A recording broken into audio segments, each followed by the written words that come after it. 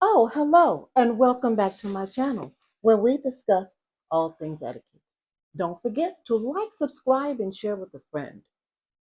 In our last video, we were talking about communication, and I told you that we would continue to talk about that, and we will narrow down a few things here.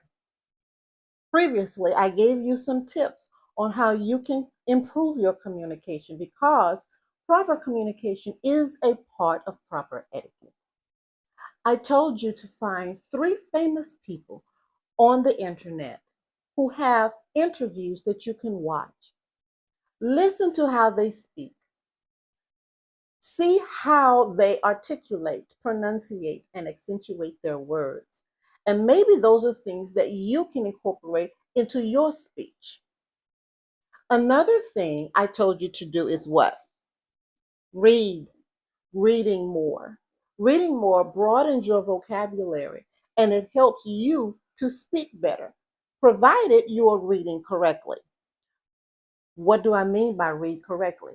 That means pay attention to your punctuations, your periods, and your commas, your exclamation marks, and your question marks.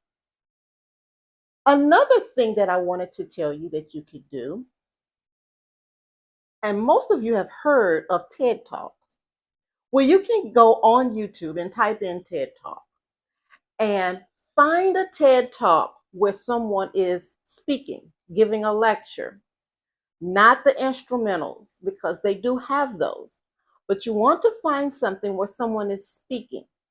Watch it. Listen to how they pronunciate, enunciate, and articulate. Watch several of them. Those are great examples of how to speak well. Because have you ever heard a person in conversation? They speak so rapidly, so fast, it's hard to keep up with what they're talking about. It's almost like a wheel that just keeps turning and it never slows down. They never come to a rolling stop, they just keep going. That's what you want to prevent. Because when you do that, it's hard for people to keep up with your storyline. You need to make a smooth transition from one topic to another. So if we're starting off talking about cooking, for example, we're talking about cooking what I have prepared for dinner. And then I automatically switch gears to the dog that ran across the street chasing a chicken. Well, my mind is still on the food that's being prepared. When you need to switch topics in one, that's just like a sentence. When you were in what I'm going to call grade school or even college, your teachers and professors would always tell you this is a run on sentence. And sometimes that's how people speak in conversations, a large run on sentence. When you finish one particular topic or subject you're talking about, end it. Then do a smooth transition to, have you seen the article of the dog who chased the chicken across the street? Now the person's mind can switch gears. But you have to make this smooth transition. You can't just jump from one subject to another subject to another subject. And I'm quite sure you have heard of people doing that. We all have. And it's hard to keep up with the storyline when they do things like that. So this is something you must train yourself not to do, especially if your mind is one that constantly goes and it just does not slow down. Okay? Remember, when you are speaking, the pause. What is the pause? I just did it. When you're talking to someone, see, this is a long pause. But when you're talking to someone, you want to give the other person or other people a chance to process what you have said. The pause simply could be your periods, your commas, your question marks, and your exclamation marks. Because if you honor those, it will automatically give a pause at the end of a statement. Okay? If you do not honor the pause, it creates an ongoing conversation. Ongoing. That's just like that run on. That run on sentence, the ongoing will. Slow down. Take a pause. Take a breath between ideas, between your sentences. Did you know if you slow down what you're saying, you can pronounce your words better? You can pronounce your words clearer. People can understand what you're saying better if you slow down. Think before you speak. I know many of us heard older people tell us, think before you speak.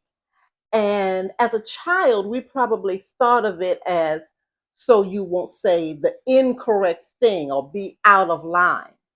And that is true. But in this situation, think before you speak means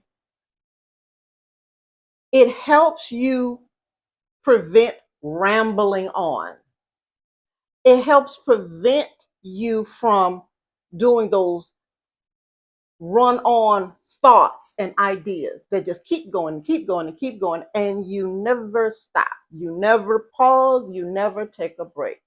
Think before you speak. Collect your ideas, formulate your ideas, and then start to speak about it. That way, everything is in order in your head and it's not just coming out, coming out, coming out. Like as soon as it hits your brain, you're just firing off, firing off, firing off. Slow down, calm down, take the pause. Collect your ideas first and then begin to communicate. Okay? Don't forget to look up the TED Talk.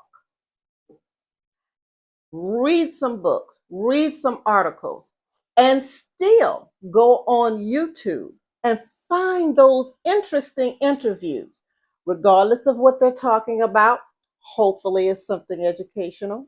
Watch it, listen to them, and see what they implement in their speaking that could possibly help you.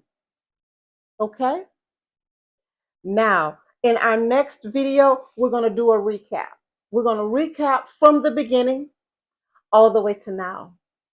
And when I say a recap, it won't be anything long. It will be just little snippets of what we have talked about in the past, because now it's time to move on from communication.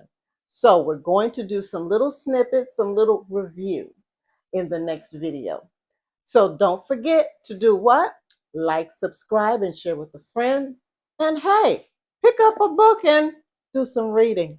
Until next time, remember all things etiquette.